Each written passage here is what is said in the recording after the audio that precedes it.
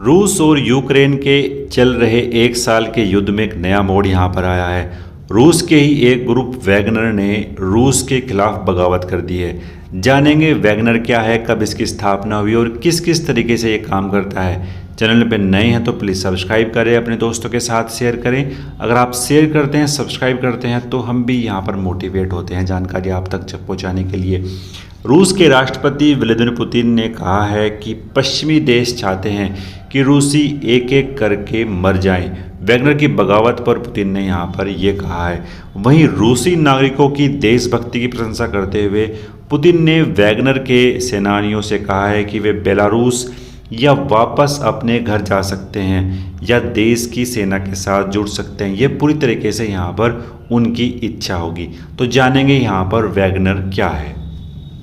तो बात करते हैं वैगनर ग्रुप क्या है। वैगनर ग्रुप सैनिकों की एक प्राइवेट आर्मी है जो रूसी सेना के साथ यूक्रेन के खिलाफ युद्ध में लड़ रही थी। अनुमान लगाया जा रहा है कि लगभग इसमें 5000 सैनिक हैं जो रूस की तरफ से यूक्रेन के खिलाफ जंग में शामिल थे। वैगनर ग्रुप खुद को एक निजी सैन्य कंपनी यहाँ पर बताता है।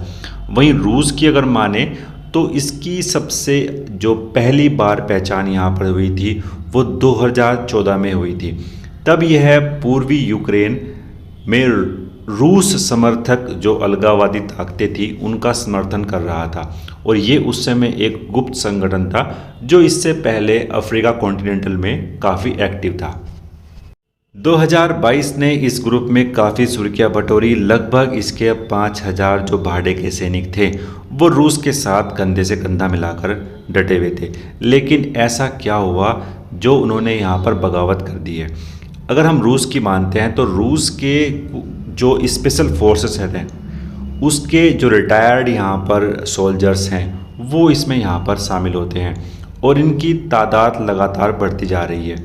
ब्रिटेन के जो रक्षा मंत्रालय है उसने जनवरी में कहा था कि वैगनर ग्रुप अब यूक्रेन में 50,000 सैनिकों की कमान संभाल रहा है। ब्रिटेन ने बताया कि रूस को सेना के लिए लोग ढूंढने में परेशानी हो रही है, इसलिए उसने वैगनर ग्रुप को ये जिम्मेदारी यहाँ पर दी है। अगर यहाँ पर हम बात करते हैं रूस में जो ये भाड़े के सैनिक हैं वो अवैध होने के कारण वैगनर ग्रुप ने 2022 में खुद को एक कंपनी के रूप में रजिस्टर्ड किया और साथ ही सेंट पीटर्सबर्ग में एक नया मुख्यालय यहाँ पर खोला है। मीडिया में डिबेट काफ़ी चल रही है, इसको एक भाड़े के सैनिक के रूप में देखें या एक देशभक्त संगठन के रूप में। Royal United services institute think tank के डॉक्टर सैमुअल रमानी ने कहा है कि वैगनर ग्रुप रूस के शहरों में होर्डिंग पर भर्ती के खुलेआम विज्ञापन दे रहा है और यही नहीं, रूसी जो मीडिया है वो इसको एक पेट्रियोटिक संगठन के रूप में स्थापित करने का प्रयास यहाँ पर कर रही है। वहीं इससे पहले बात करते हैं जो वैगनर ग्रुप का जो हेड है येवगिन प्रिगोजिन ने रक्षा जो मंत्री है उसको उखाड़ फेंकने के लिए रूसी सेना के मुख्यालय के बाहर मॉस्को की तरफ बढ़ने वाले लड़ाकों के कूच की भी घोषणा की थी।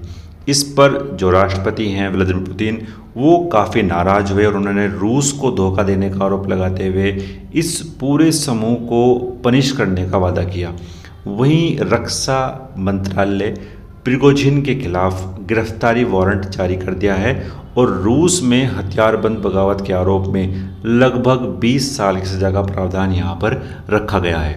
वहीं अगर हम बात करें अब क्या स्टेज की स्थिति क्या है तो रूस से टकराव के महज 36 घंटे के भीतर ही प्राइवेट आर्मी चलाने वाले प्रिगोजिन ने एक समझौते पर सहमति रखी है और समझौते के तहत जो प्रिगोजिन है वो रूस छोड़कर बेलारूस चले जाएंगे और सहमति के बाद क्रेमलिन ने कहा है कि अब प्रिगोजिन पर कोई मुकदमा नहीं चलाया जाएगा और जो उनके सैनिक हैं उन पर भी कोई केस नहीं होगा और साथ ही अगर कुछ लोग नियमित रूसी सशस्त्र बलों में शामिल होना चाहते हैं तो वो अनुबंध पर यहाँ पर हस्ताक्षर भी कर सकते हैं।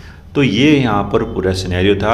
अब जैसे ही यहाँ पर रूस जो है फ्रंट फुट पर खेलना स्टार्ट हुआ तो इस ग्रुप ने जो है यहाँ पर पीछे हटने का प्रयास किया। अब जो वैगनर ग्रुप जो है अब ये एक तरीके से सहमति पर आ गया है।